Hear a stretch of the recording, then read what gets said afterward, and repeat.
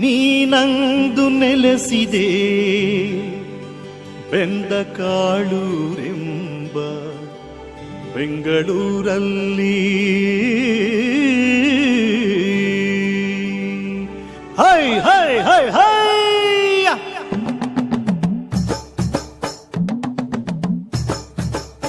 ಬಂದಾಳೋ ನಮ್ಮಮ್ಮ ಅಣ್ಣಮ್ಮ ದೇವತೆ, ತಂದಾಳೋ ಆನಂದ ನಮ್ಮೂರಿಗೆ.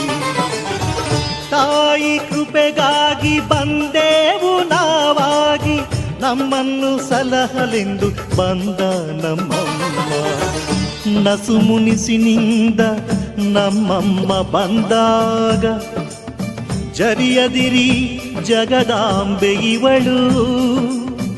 ಮಾರಿ ಹೆಮ್ಮಾರಿಯಲ್ಲ ಕರುನಾಡರಾಳಿದ